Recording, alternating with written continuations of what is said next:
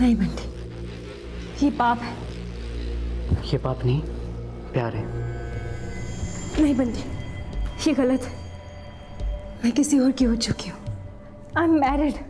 लेकिन प्यार तो मुझसे करती हो ना, और अब हमें एक होने से कोई नहीं रोक सकता। नहीं बंटी, तुम यहाँ से चले जाओ प्लीज। बंटी, बंटी नहीं बंटी, बंटी नहीं, पाप है Bunty. Cut cut cut cut cut. Shaila, इतना हेजिटेट क्यों हो रही हो? This scene has to be wild, full of passion. Okay, I will try. Lunch time हो गया और एक शॉट भी नहीं हुआ। एक काम करते हैं, लंच के बाद करते हैं। ब्रेक ब्रेक बोलो। Break.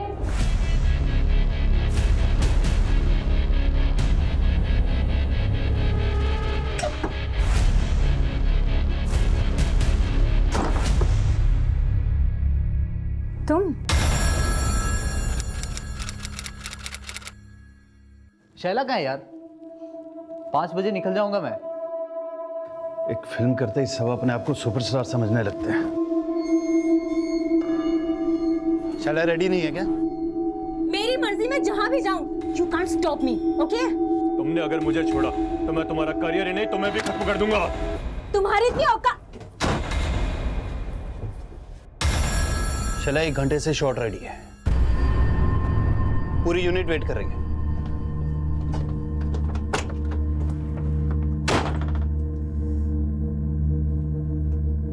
What happened? Mahesh, I need a break. I can't work now. I really need to take rest. मैं यहाँ पर पूरा सेट लगा कर बैठा हूँ और तुम्हें ब्रेक चाहिए। I'm sorry Mahesh, पर मुझे 3 दिन का ब्रेक चाहिए। And I promise, वापस आने के बाद मैं एक ही स्ट्रेच में तुम्हारा सारा काम खत्म कर दूंगी। Promise.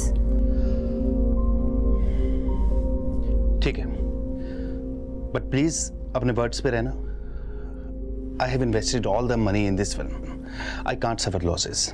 Please be back after 3 days. Sure, don't worry.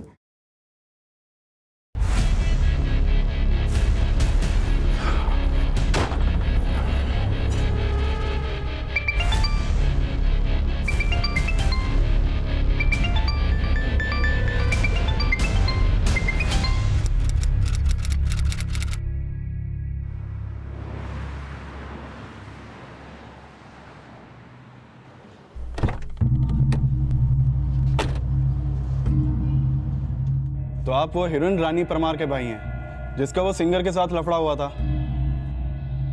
क्यों, बहन ने फिर से कोई लफड़ा कर दिया क्या? सर, एक्चुअली मैं आपसे शैला पठान के बारे में बात करने आया हूँ। कौन शैला पठान? सर, वो मेरी फिल्म की एक्ट्रेस है। मैंने उसे पहली फिल्म बेवफा हसीना में लॉन्च किया था, वो 70s के सुपरस्टार रमेश खत्री जी के साथ। अब ये मेरी दूसरी फिल्म मेरे प्रेयसी में काम कर रही है। नहीं बंटी, ये पाप है। ये पाप नहीं, प्यार है। शैला पठान ने 1 हफ्ता पहले मुझे सेकंड शेड्यूल की डेट्स दी थी। अब उसका फोन भी स्विच ऑफ है, उसके घर पे भी लॉक लगा हुआ है। सर, वो मुझसे 50% पैसा एडवांस ले चुकी है और उसके अनप्रोफेशनल एटीट्यूड की वजह से मुझे बहुत लॉस हो रहा है। देखिए महेश जी, अब कल को आपकी हीरोइन आकर हमसे कहेगी कि आपने उसे पैसा नहीं दिया इसलिए वो शूट पे नहीं आई, तो क्या होगा?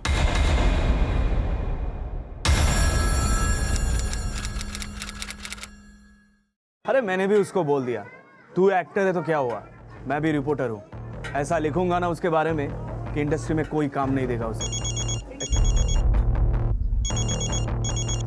हाँ परमार भाई बोलो। निसार, मुझे एक आर्टिकल छपवाना है तेरे न्यूज़पेपर में। कैसा आर्टिकल?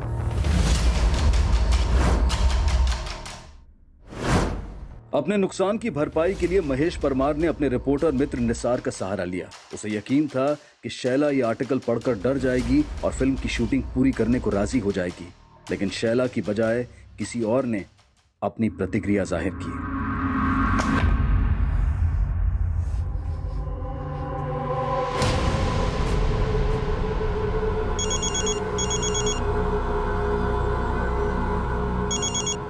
हेलो, ये क्या बकवास लिखी है तूने शैला के बारे में? जो भी लिखा है उसके लिए अगले आर्टिकल में माफी मांग, वरना। एक मिनट, आप है कौन? शैला का अंकल। अंकल? पर शैला है कहाँ? अरे मैं उससे मिलकर सब कुछ क्लियर कर लूंगा। शैला किसी से नहीं मिलना चाहती। हेलो।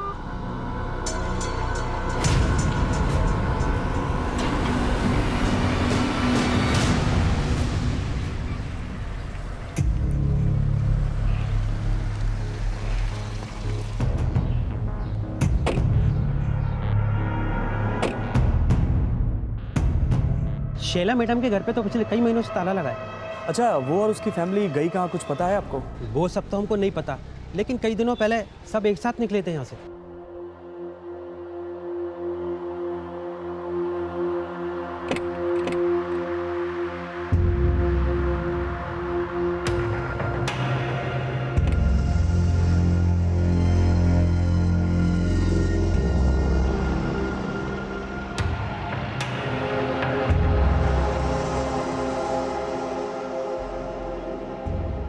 लेकिन आप लोग क्या लगते हैं शैला मैडम के, जो उनके बारे में इतना सब पूछ रहे हैं? मैं प्रेस रिपोर्टर निसार, शैला पठान और उसके फैमिली के बारे में कुछ जानना चाहता हूँ। मैं गौतम वासवानी, इस बिल्डिंग का सेक्रेटरी। बोलिए क्या बात है? दरअसल कल मुझे शैला पठान का अंकल ने फ़ोन किया था। क्या उनका अंकल भी उनके साथ ही रहता है? अंकल नहीं तो। उनके साथ और कौन कौन रहता है? शैला अपनी मदर सानिया पठान और स्टेप फादर तबरेज दुरानी के साथ रहते हैं। फादर और मदर क्या करते हैं उनके? जी इसके बारे में तो मुझे कुछ खास आइडिया नहीं है। उनके भाई बहन भी है ना, वो क्या करते हैं? हाँ, उनकी 2 छोटी सिस्टर्स हैं, शबनम और निखत। शबनम के बारे में तो मुझे कुछ खास पता नहीं है, लेकिन निखत ये शैला की तरह फिल्म इंडस्ट्री में एक्ट्रेस बनना चाहती है। और उनका एक भाई भी है साहिल, वो शायद एमटेक कर रहा है। और उनके साथ उनकी कज़न मुस्कान भी रहती है। अच्छा, उनकी फैमिली गई कहाँ, कुछ आइडिया है आपको? दरअसल खंडाला में इनका एक फार्म हाउस है, वहाँ अक्सर ये कई कई दिनों तक जाकर रहते थे। आप चाहे तो वहाँ चेक कर लीजिए। देखिए, मेरी आपसे एक रिक्वेस्ट है, आप मेरे और मेरे सोसाइटी के बारे में आर्टिकल्स में कुछ मत लिखिए, क्योंकि मैं इस सोसाइटी के बारे में कुछ बैड रिपोर्ट्स नहीं चाहता।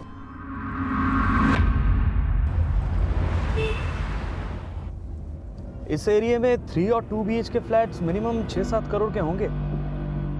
ऐसे इसके फैमिली के पास इतने पैसे आए कहाँ से? इसके फादर क्या करते थे? आई डोंट नो यार, लेकिन जब मैंने उसे मेरी प्रेयसी फिल्म के लिए साइन किया था, तब उसने मुझे अपने खंडाला वाले फार्म पे बुलाया था और वहाँ पे 2 अरबी लोगों से मिलवाया। Mahesh, he is Tayyab bin and he is Razidul. Nice meeting. ये दोनों बॉलीवुड फिल्म प्रोड्यूस करने में इंटरेस्टेड हैं, सो इफ यू वांट हम इनके साथ में अपना प्रोजेक्ट डिस्कस कर सकते हैं। फिर उसके बाद वो बोली कि उसके साथ अमान खान को फिल्म करने के लिए मैं कन्विंस करूं। मैंने शैला को बोला कि एक बार मेरी ये फिल्म कंप्लीट हो जाए, उसके बाद मैं उनकी फिल्म के बारे में सोचूं। अच्छा, तू तो उनके खंडाला वाले फार्म हाउस पे गया था ना? बिल्डिंग सेक्रेटरी भी कह रहा था कि वो लोग वहीं रह सकते हैं। एक बार चल के देखे, शायद वहीं हो।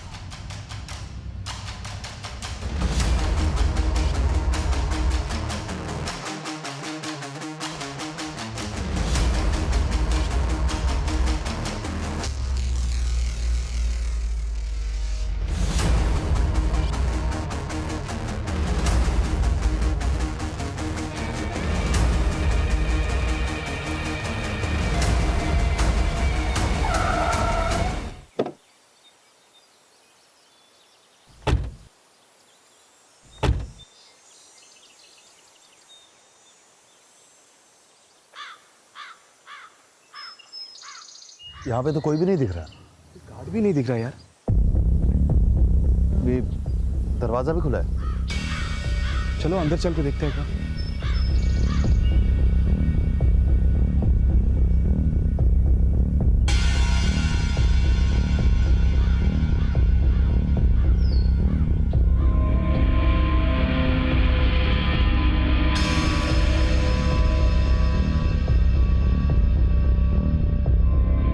कोई है?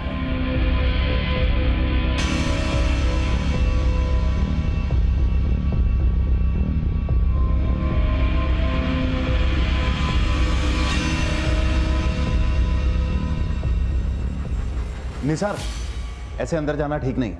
कुछ ठीक नहीं लग रहा, तभी तो जा रहा हूं महेश। फार्म हाउस लॉक नहीं, बाहर एक गाड़ी भी खड़ी है, और ये सब कुछ देख।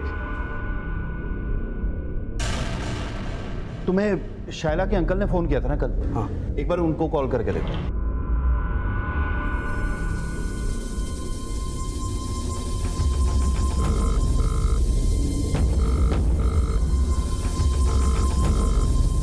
फोन नहीं उठा रहे यार। महेश, ये शैला और उसकी फैमिली के गायब होने का कुछ तो लफड़ा लगता है। ऊपर से अंकल भी फोन नहीं उठा रहे। मेरे प्रोडक्शन मैनेजर के पास शैला के ड्राइवर का नंबर है। शैला के ड्राइवर को पता होगा कि उसके अंकल कहाँ रहते हैं।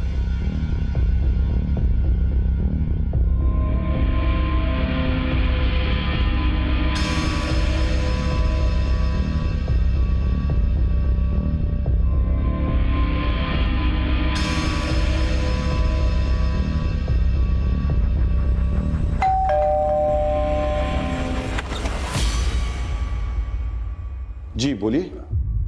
एक्चुअली शैला पठान के ड्राइवर ज्ञान पांडे ने आपका एड्रेस दिया था। उसने बताया कि शैला अक्सर यहाँ पे आया करती थी। जी हाँ, लेकिन आप लोग कौन हैं? अंकल, मैं न्यूज़ रिपोर्टर निसार पवार। मैंने ही शैला पठान का वो आर्टिकल लिखा था और शायद आपने मुझे कल कॉल भी किया था। आप शैला के अंकल हैं ना? मैं आपको कॉल क्यों करूँगा? और मैं शैला का अंकल नहीं, मैं उसका फादर हूँ। आप लोग यहाँ क्या करने आए? जाकिर शायला पठान के पिता और शायला की मां सान्या के पहले पति थे, जिनका अब तलाक हो चुका था, और सान्या ने अब तबरेज से शादी कर ली थी। लेकिन शायला के वो अंकल कौन थे जिन्होंने रिपोर्टर निसार को फोन किया था, और पिछले कई दिनों से शायला और उसका परिवार कहां गायब था, इसके बारे में उसके पिता जाकिर को भी कुछ नहीं पता था। और निसार और डायरेक्टर महेश के उनसे मिलने के बाद उनके द्वारा शायला और उसके परिवार की मिसिंग कंप्लेंट दर्ज करवा दी गई, और जल्द ही पुलिस शायला के वर्सोवा वाले घर पहुंची।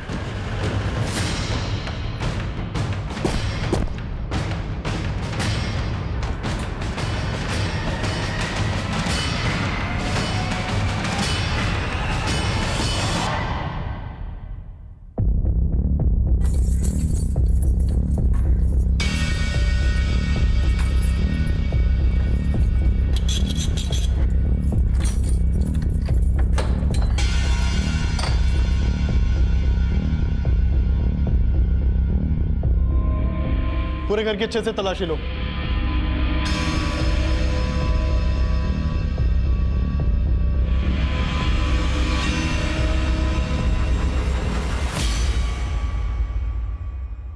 ये तो सैटेलाइट फोन है।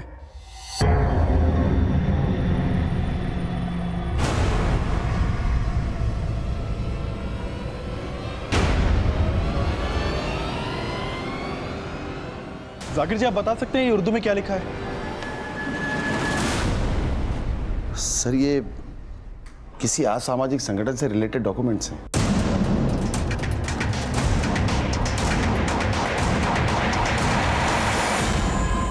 शायला पठान के घर से असामाजिक गतिविधियों से जुड़े डॉक्यूमेंट्स और सुराग का मिलना, और शायला और उसके परिवार का इस तरह से अचानक गायब हो जाना काफी संदिग्ध नजर आ रहा था। ये पूरा मामला अब काफी बड़ा रूप ले चुका था, और जल्द ही इस केस की अगुवाई मुंबई क्राइम ब्रांच के डीसीपी गुरवेश नागरे को सौंप दी गई। शैला पठान के वर्सोवा वाले फ्लैट से जो असामाजिक गतिविधियों के डॉक्यूमेंट्स मिले थे, उसके फोटोग्राफ्स और वो सैटेलाइट फोन तुरंत नेशनल इंटेलिजेंस एजेंसी एनआईए को भेज दो। वो लोग सैटेलाइट से इनकरप्टेड डेटा को डीकोड करेंगे। अपने सोर्सेज से पता करो कि ये शैला पठान और उसकी फैमिली वाकई किसी असामाजिक ऑर्गेनाइजेशन से रिलेटेड है या नहीं।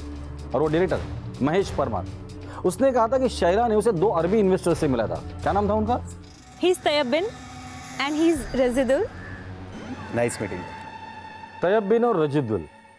लेकिन उस महेश परमार ने बताया कि वो उनसे सिर्फ एक बार मिला था, इसलिए उनके बारे में कुछ ज़्यादा जानता नहीं है। दामले, इस शैला पठान की पूरी फैमिली गायब है। उसके कॉल रिकॉर्ड निकालो, हो सकता है कि उससे कुछ मिल जाए। और ये रिपोर्टर निसार, उसने कहा था कि शैला के किसी अंकल ने उसे कॉल किया था। पता करो कौन से नंबर से उसे कॉल आया था। सर, शैला पठान के बॉयफ्रेंड सलीम खान को बुलाया है। गुड। सर, एक्चुअली वो शैला कह रही थी कि वो अपनी फैमिली के साथ दुबई शिफ्ट होने वाली है।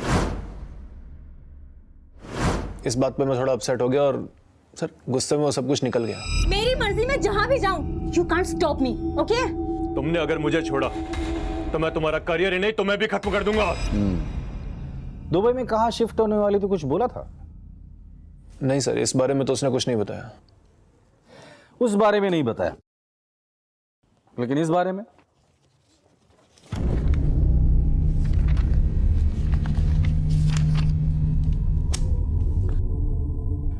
उसका असामाजिक संगठन से संबंध था। इस बारे में तो बताया होगा ना उसने? नहीं सर, अगर मुझे ऐसा कुछ पता होता तो मैं उससे कभी कोई रिलेशन नहीं रखता। कैसा रिलेशन था तुम्हारा शैला के साथ? सर मैं शैला से प्यार करता था। और फैमिली? नहीं सर, उसकी फैमिली के बारे में मैं कुछ नहीं जानता। सर शैला बॉलीवुड की टॉप एक्ट्रेस बनना चाहती थी, लेकिन अचानक से उसका दुबई जाने का फैसला बहुत अजीब लगा मुझे। शायला पठान के बॉयफ्रेंड सलीम के बयान के बाद पुलिस इंडिया से दुबई जाने वाली फ्लाइट्स की पूरी डिटेल्स निकालने के लिए सभी एयरलाइन से कांटेक्ट करने में जुट गई। और शायला पठान की हाउसिंग बिल्डिंग में की गई पूछताछ में सामने आया कि शैला, उसकी मां Sania, step father Tabrez, sisters Shabnam और नेहकत, ब्रदर साहिल और कजन मुस्कान 5 मार्च 2011 की सुबह 2 अलग-अलग कार से कहीं जाने के लिए निकले थे।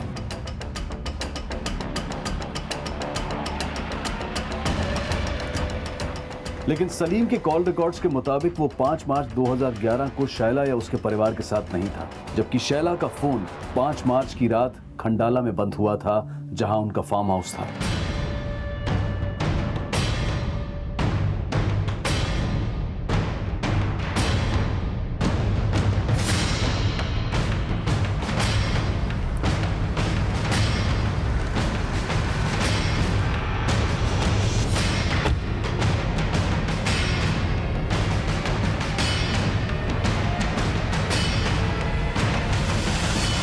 लेकिन फार्म हाउस पर जो कार मिली वो शैला की मां सानिया की थी, जबकि शैला की कार गायब थी। गाड़ी सर चेक करो गाड़ी। दामले, सानिया पठान की गाड़ी के डिटेल्स हर जगह सर्कुलेट कर दो। वैसे आप 20-25 किलोमीटर के रेडियस में सीसीटीवी होना मुश्किल है, फिर भी कोशिश करो इस बंगले की तरफ आने जाने वाले रास्ते में कहीं सीसीटीवी हो और उसने शैला पठान की गाड़ी को कैप्चर किया। सर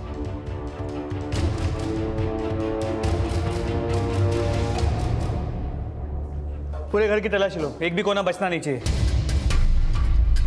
दामले यहाँ कुछ तो हुआ है और जिसने ये सब कुछ किया बहुत होशियारी से किया है। फॉरेंसिक को बोलना यहाँ जो भी टेक्निकल एविडेंसेस मिलता है सब जमा करें।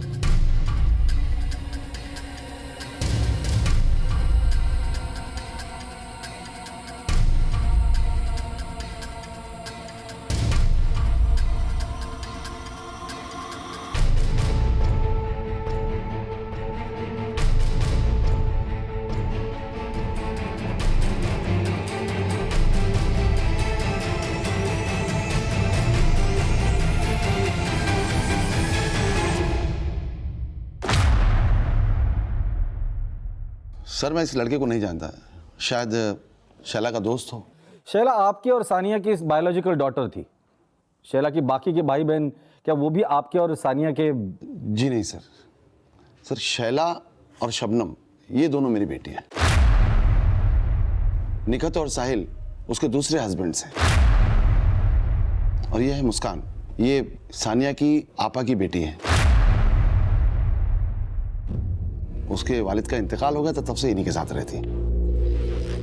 लेकिन ये तबरेज, ये तो काफी जवान लगता है। फिर ये निखत और साहिल?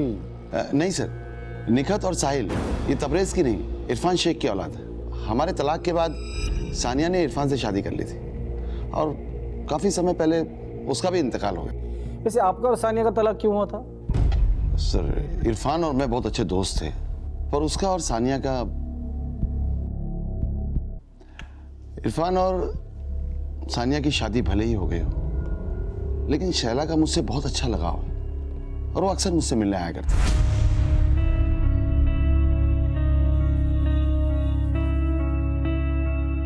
आपका गारमेंट एक्सपोर्ट का बिजनेस है ना? जी। कौन सी कंट्रीज में एक्सपोर्ट करते हैं आप? Uganda, Uzbekistan, Tasmania, Nigeria, Kenya. कोई गल्फ कंट्री? जी नहीं। लेकिन सुना है आपकी बेटी शैला के गल्फ कंट्रीज में अच्छे कनेक्शंस हैं। ये तैयबीन और रजिदुल नाम के 2 अरबी है जो उसके लिए फिल्म प्रोड्यूस करने वाले थे। क्या आप जानते हैं इन दोनों को? जी नहीं, लेकिन आप शैला के बारे में गलत मत सोचिए। वो किसी भी तरह के गलत काम में इन्वॉल्व नहीं हो सकती। लेकिन उसके घर में जो कुछ भी मिला है ना, उससे तो यही लगता है कि वो गलत काम में इन्वॉल्व थी। हैरानी तो मुझे भी है, लेकिन दिल इस बात को मानने के लिए तैयार नहीं है। और बाकी के लोग? सर शैला के अलावा मेरी और बाकी लोगों से कोई खास बातचीत नहीं थी। अच्छा, ये शैला एक स्ट्रगलिंग एक्ट्रेस थी, फिर वर्सोवा में करोड़ों का घर, खंडाला में प्रॉपर्टी, ये कैसे पॉसिबल हुआ? दरअसल सानिया के अब्बू का आगरा में डायमंड का काफ़ी बड़ा कारोबार था और उनके इंतकाल के बाद वो सारा बिजनेस और वहाँ की सारी प्रॉपर्टी वो सानिया के नाम हो गई। जी, ये सानिया का तीसरा हस्बैंड तबरेज, ये करता क्या है? मैं उसके बारे में तो कुछ नहीं जानता, लेकिन वो तीसरा नहीं सर, वो चौथा हस्बैंड। चौथा हस्बैंड? जी हाँ, इरफान के इंतकाल के बाद सानिया ने आमिर से शादी की थी। ये आमिर रहता कहाँ है? सर मुंबई का ही है सर, मिलत नगर में कहीं रहता है। ये वही आमिर था जिसने रिपोर्टर निसार को शैला के खिलाफ लिखे गए आर्टिकल पर माफी मांगने की धमकी दी थी और इसने अपने आप को शैला का अंकल बताया था। और निसार द्वारा दिए गए उस नंबर से पुलिस पता कर चुकी थी कि निसार को इसी आमिर द्वारा कॉल किया गया था। शैला ने मुझे बताया था कि वो अपनी अम्मी और भाई बहन के साथ दुबई शिफ्ट हो रही है। ये क्या कह रही है बेटा? तो हमेशा के लिए दुबई शिफ्ट हो रही है? जी अब्बू, और सिर्फ मैं ही नहीं, हम सब भी जा रहे हैं। और तुम्हारी अम्मी का वो स्टोन का बिजनेस और सारी प्रॉपर्टीज? और उसने मुझसे कहा कि सानिया के एब्सेंस में सारा बिजनेस आमिर देखेगा, और जिसके लिए सानिया ने उसे पावर ऑफ अटर्नी भी दी। आपको क्या लगता है, इस आमिर का किसी असामाजिक संगठन के साथ कोई कनेक्शन हो सकता है? इसके बारे में मुझे तो कुछ पता नहीं है सर। आमिर एक गरीब फैमिली से था और सानिया से शादी के बाद उसके पैसों पर ऐश कर रहा है। क्या शैला ने आपको कभी बताया था कि वो दुबई में कहाँ शिफ्ट हो रही है? नहीं सर, उसने मुझसे कहा था कि वो जाने से पहले मुझसे मिलेगी और मुझे बताएगी, लेकिन उसके पहले ये सब। सर आप आमिर से पूछिए, शायद उसे कुछ पता हो।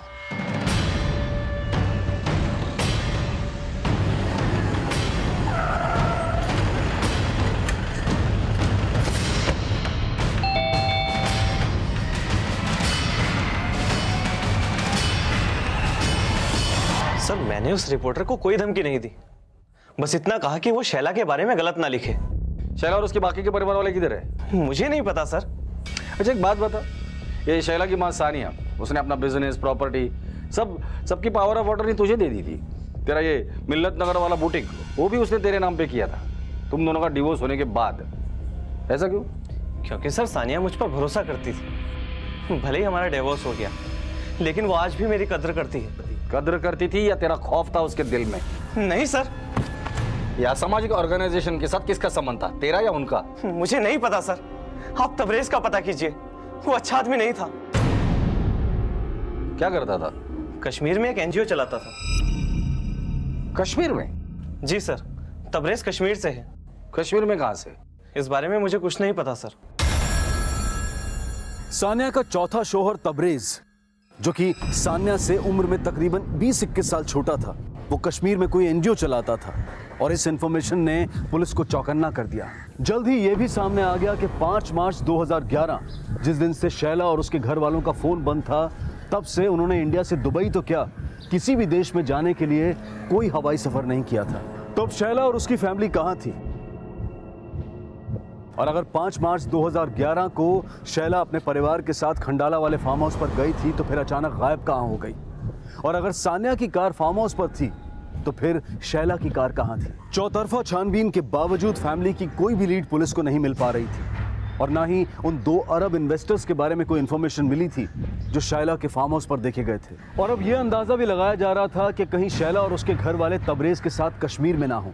लेकिन कश्मीर में तबरेज कहां रहता है, कौन सी एनजीओ चलाता है, इसके बारे में कोई जानकारी नहीं मिल पाई थी और ना ही एनआईए के द्वारा उनमें से किसी के भी उन असामाजिक संगठनों से जुड़े होने का कोई क्लू मिला था। और अब सानिया के पहले और तीसरे शौहर जाकिर और आमिर के भी कॉल रिकॉर्ड्स और एक्टिविटीज में उस असामाजिक संगठन के साथ कनेक्शन होने का पता लगाया जा रहा था। लेकिन आमिर के साथ की गई पूछताछ में पुलिस ये पता लगाने में कामयाब हो गई कि खंडाला के फार्म हाउस से मिले फोटोग्राफ्स में शैला के साथ वो अनजान शख्स नितिन शाह था और जल्द ही उसे पूछताछ के लिए बुलाया गया।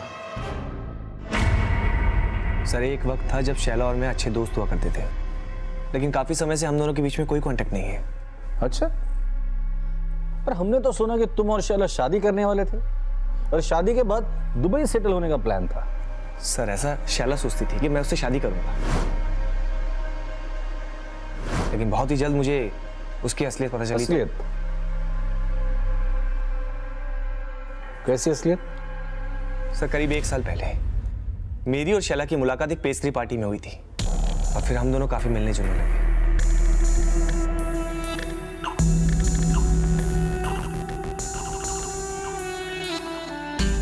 मैं अपने डैड के बिजनेस के सिलसिले में अक्सर दुबई आया जाया करता था। सर हमें नजदीक आने में ज्यादा वक्त नहीं लगा और फिर एक दिन वो मुझसे बोली कि क्यों ना हम शादी कर लें और शादी करके हमेशा हमेशा के लिए दुबई शिफ्ट हो जाएं। क्यों? फिल्म इंडस्ट्री से मन भर गया? आजकल अच्छे टैलेंट की कदर ही कहाँ है। सोचा था सुपरस्टार रमेश खत्री के साथ फिल्म करके किस्मत बदल जाएगी, पर कोई जादू हुआ ही नहीं। सर जादू तो वो मुझ पे चलाना चाहती थी, लेकिन उससे पहले ही मुझे पता चल गया कि वो मेरे साथ ही नहीं बल्कि और कई लोगों के साथ हम बिस्तर होती थी। She is an escort. कई दिन घर से गायब रहती। मैं फोन करता तो कोई रिप्लाई नहीं देती, क्योंकि सर उसके कई कस्टमर थे जो कि एक बी ग्रेड एक्ट्रेस को एक रात गुजारने के लिए लाखों रुपए देते थे। तो जाहिर सी बात है तुम भी उसी मतलब से उसके करीब आए होगे। सर मतलब तो उसे मुझसे था, मेरी दौलत से था, मुझे लूटना चाहती थी, लेकिन वो मुझे झांसे में फंसाती उससे पहले मेरे दोस्त ने मुझे सारी सच्चाई बता दी।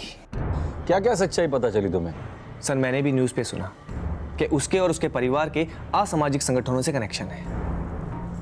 ये सब उसकी असलियत है या नहीं ये मुझे नहीं पता।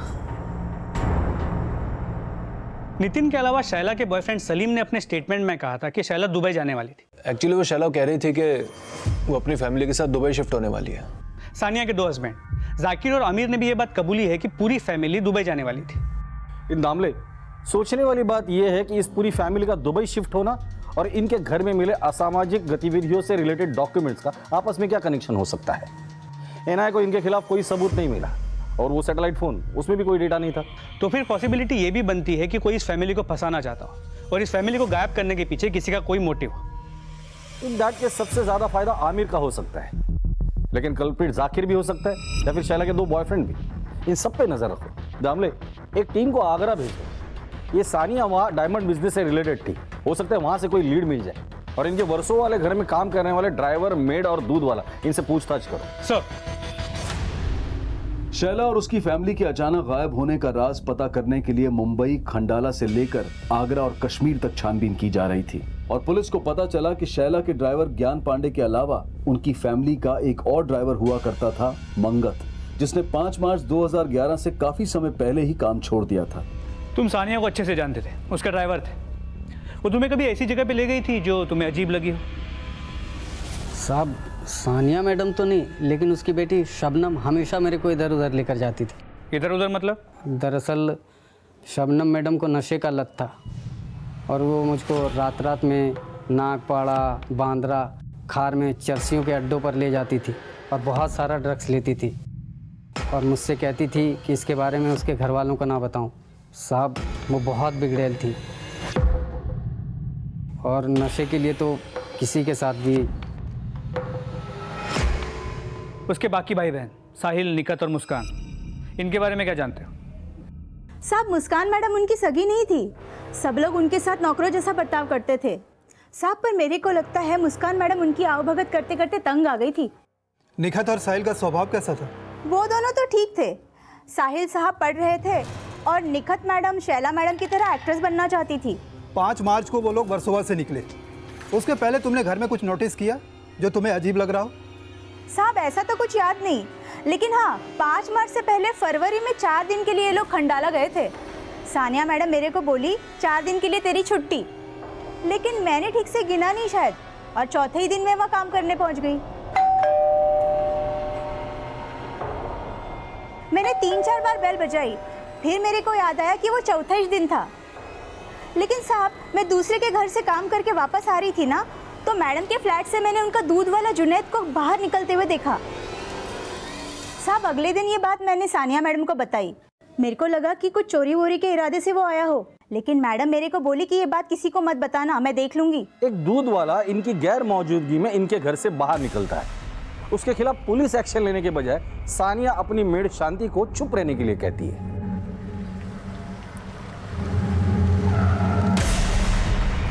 ऐसा तभी होता है जब वो इंसान उसका खास हो या फिर राजदार।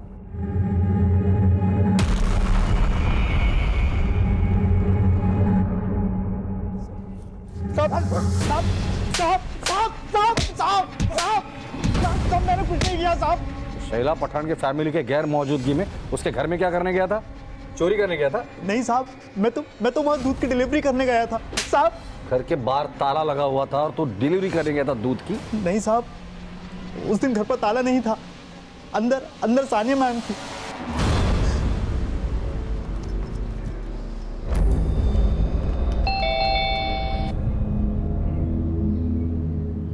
वैसे तो रोज मुस्कान मैडम दरवाजा खोलती थी, लेकिन उस दिन अचानक सानिया मैडम ने दरवाजा खोला। क्या देख रहे हो? जाओ किचन में जाके दूध रखो।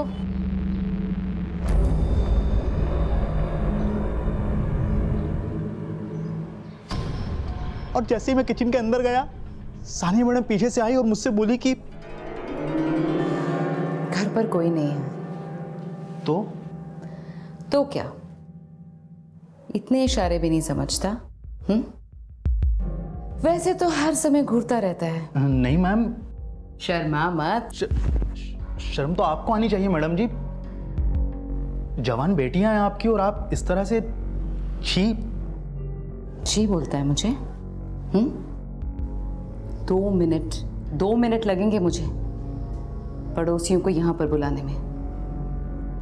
रेप का इल्जाम लग गया ना एक बार, तो जिंदगी भर जेल में काटेगा। चुपचाप चल। उसने मुझे ब्लैकमेल करके मेरे साथ साहब अपनी हवस पूरी करने के बाद वो बोली कि मैंने उसका रेप किया है, और अगर मैंने उसकी बात नहीं मानी तो वो मुझे साहब, जब तक उसके परिवार के लोग नहीं आ गए वहां पर, तब तक मुझे जबरदस्ती वहां रहना ही पड़ा। हमसे बचने के लिए कोई कहानी तो नहीं सुना रहा है? नहीं साहब, ये बात सच्ची है। अगर ये दूध वाला जुनैद सच बोल रहा है तो हो सकता है उसी ने सानिया से बदला लेने के लिए सानिया और उसके पूरे परिवार को गायब कर दिया। दामले, सोचने वाली बात यह है कि शैला की मां सोनिया, उसका चौथा पति तबरेज, उससे उम्र में कम से कम 20-21 साल छोटा होगा। उसके बावजूद उसने दूध वाले जुनैद के साथ वो सब कुछ किया। तो हो सकता है कि उसका कोई सीक्रेट लवर भी हो, और इस सीक्रेट लवर का किसी असामाजिक संगठन के साथ कोई कनेक्शन हो। कमजोरियां तो शैला और शबनम की भी थी। शैला एस्कॉर्ट सर्विस से जुड़ी थी और शबनम ड्रग एडिक्ट। ये पूरी फैमिली ही टेढ़ी है, लेकिन फिर भी ये समझ में नहीं आ रहा कि ऐसा क्या हुआ होगा कि उन्हें एक असामाजिक संगठन से जुड़ना पड़ा और उसके बाद वो सब फरार हो गए। लफड़ा तो बहुत बड़ा होगा, इसलिए तो पूरी फैमिली गायब है। या फिर ऐसा भी हो सकता है कि फैमिली में से किसी एक आदमी ने इन सबको गायब किया है। सबकी कमजोरियां तो पता चल गई, लेकिन इस मुस्कान, इसकी कमजोरी पता नहीं चली। और सुना है कि ये मुस्कान पूरी फैमिली से बहुत नफरत करती थी। दामले, कि इस मुस्कान ने तो पुलिस ने हर सस्पेक्ट को खंगाला। आगरा, कश्मीर, खंडाला, मुंबई, फैमिली के उस असामाजिक संगठन से कनेक्शन से लेकर नफरत, दुश्मनी, लालच, आपराधिक साजिश, हर एंगल को खंगाला गया, लेकिन शैला और उसके परिवार की कोई लीड नहीं मिली। पुलिस को शैला पठान की फैमिली के गायब होने का साफ मकसद समझ में नहीं आ रहा था। शैला पठान और उसकी फैमिली को गायब हुए 6 महीने बीत चुके थे, लेकिन अब तक कुछ हासिल नहीं हुआ था। लेकिन 6 महीने के बाद कुछ ऐसा हुआ जिसने इस केस का पैमाना और भी बड़ा कर दिया।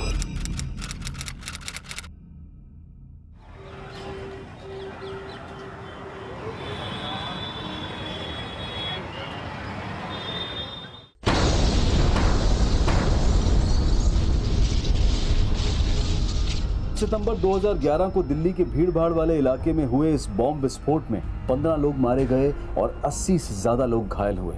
और विस्फोट के चंद घंटों बाद ही एक ईमेल के द्वारा इस ब्लास्ट की जिम्मेदारी उस असामाजिक संगठन द्वारा ली गई जिनसे शैला और उसके परिवार का कनेक्शन होने का शक खड़ा हुआ था। और एनआईए के ऑफिसर धर्मेश कटारिया को इस ब्लास्ट की जांच सौंपी गई और जल्द ही वो आईपी एड्रेस ट्रैक कर लिया गया जहां से वो संदिग्ध मेल भेजा गया था। वो मेल कश्मीर के एक साइबर कैफे से भेजा गया था जहां पर एनआईए ने रेड मारी और कई संदिग्धों को गिरफ्तार किया। और उसी एरिया से पुलिस ने एक अज्ञात कार भी बरामद की। पाया गया कि ये कार मुंबई के वर्सोवा एड्रेस पर शैला पठान के नाम रजिस्टर्ड थी। ये वही कार थी जिसमें 5 मार्च 2011 को शैला को अपनी फैमिली के साथ कहीं जाते हुए देखा गया था। शैला पठान 6 महीने से अपने फैमिली मेंबर के साथ गायब है और उनके घर से असामाजिक गतिविधियों से जुड़े डॉक्यूमेंट्स और सैटेलाइट फोन भी मिला है। और गाड़ी यहाँ पर कश्मीर में मिली है। हो सकता है वो 6 महीने से यहीं पर रह रहे हो। हमें भी ऐसा ही शक था। शैला पठान का स्टेप फादर तबरेज वो कश्मीर से। आप ऐसा कीजिए, शैला और उसके स्टेप फादर तबरेज और बाकी फैमिली मेंबर्स की डिटेल भेज दीजिए। हम यहाँ पर ढूंढते हैं उन्हें, हो सकता है वो यहीं पर छिपे हों। ठीक है सर। शैला के स्टेप फादर तबरेज समेत शैला पठान के हर फैमिली मेंबर को एक बार फिर से एनआईए के द्वारा इन्वेस्टिगेट किया जा रहा था और फोरेंसिक टीम को शैला पठान की गाड़ी में एक ट्रैवल एजेंसी का विजिटिंग कार्ड मिला था।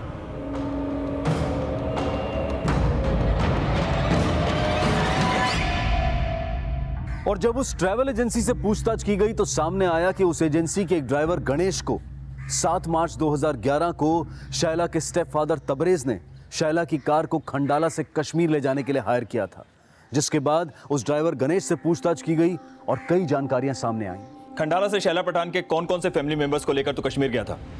साहब मेरे साथ तो कोई नहीं था साहब, पर तबरेज सेठ और उनका दोस्त दूसरी गाड़ी में मेरे साथ साथ चल रहे थे। कौन दोस्त? वो तो मैं नहीं जानता साहब, पर जब आगरा पहुंचकर मेरी गाड़ी पंचर हुई तब मैंने तबरेज सेठ के साथ उनको देखा था।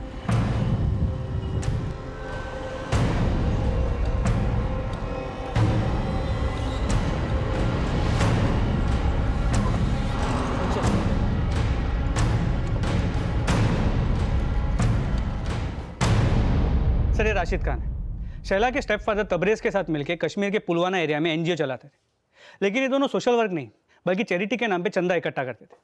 तबरेज वहां से असेंबली इलेक्शन भी लड़ा था और हार गया, और उसके बाद वहां से लाखों रुपए लेके गायब हो गए।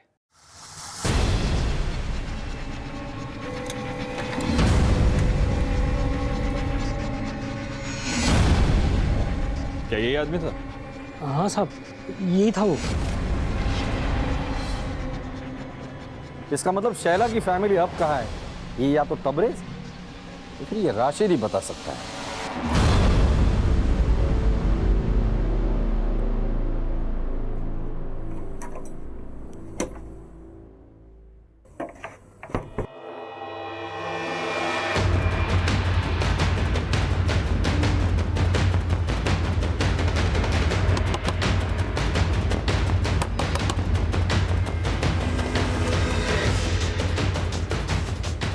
आखिरकार राशिद को एनआईए टीम ने दिल्ली निजामुद्दीन से अरेस्ट कर लिया और उसके बयान के मुताबिक जल्द ही एनआईए को तबरेज के ठिकाने का भी पता चल गया।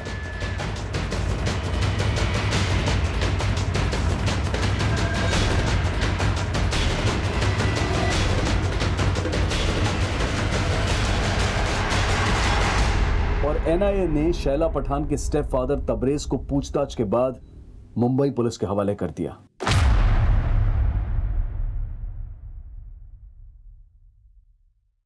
साहब मैंने धर्मेश साहब को ही बताया, मेरा इस बॉम्ब ब्लास्ट से कोई लेना देना नहीं है, मैं कुछ नहीं जानता। बताया उन्होंने मुझे, लेकिन शैला पठान के फैमिली के गायब होने के बारे में तो तुझे पता होगा। देख तबरेज, अपना मुंह खोल दे, क्योंकि तेरे राशिद ने अपना मुंह खोल दिया है। 5 मार्च की रात वो तेरे साथ तेरे खंडाले वाले फार्म हाउस पे था, ये पता चल चुका है हमें। बोल बोल। साहब इस राशिद को मैंने ही खंडाला वाले फार्म हाउस पे जॉब पे लगवाया था, क्योंकि इस सानिया से तंग आ गया था मैं। झूठे सपने दिखाए थे इसने मुझे कहती थी कि मैं हीरो जैसा लगता हूँ और मुझे अपनी बेटी की तरह फिल्म इंडस्ट्री में हीरो बनाएगी। अपना पति बना के मुझे नौकर बना दिया था उसने। मुझसे शादी करने के बाद उसने अपने ड्राइवर मंगत की भी छुट्टी कर दी और मुझे ड्राइवर ही नहीं बल्कि डिलीवरी बॉय बना दिया था। इतना ही नहीं सर, मुझे शौहर बनाकर उसने पावर ऑफ अटर्नी अपने तीसरे पति आमिर के नाम कर दी। पानी नाक के ऊपर हो गया था सर, इसलिए 5 मार्च की रात को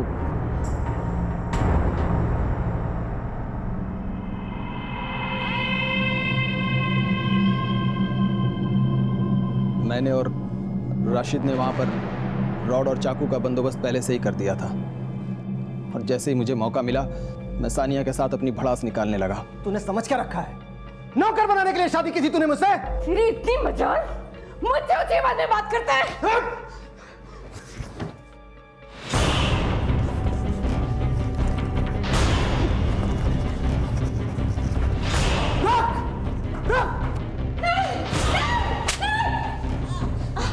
मुंबई आ गए।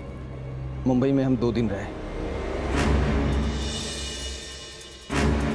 और हमने वहां से सारे जेवर और कैश गायब कर दिए।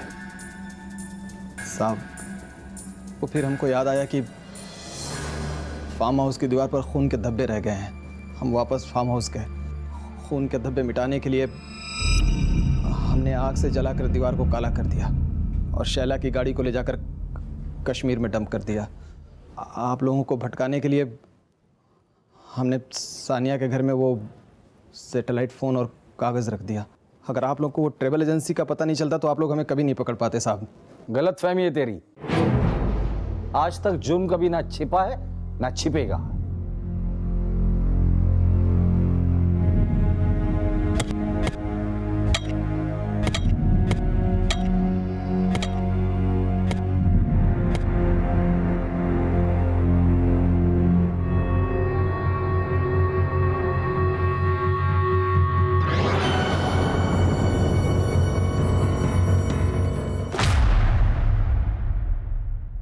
पुलिस ने जब इन बॉडीज का पोस्टमार्टम करवाया तो पता चला कि शायला पठान और उसकी बहनों शबनम और मुस्कान के लंग्स में मिट्टी थी, जो इस बात की तरफ इशारा कर रही थी कि जब उन्हें दफनाया गया था तब वो जिंदा थी।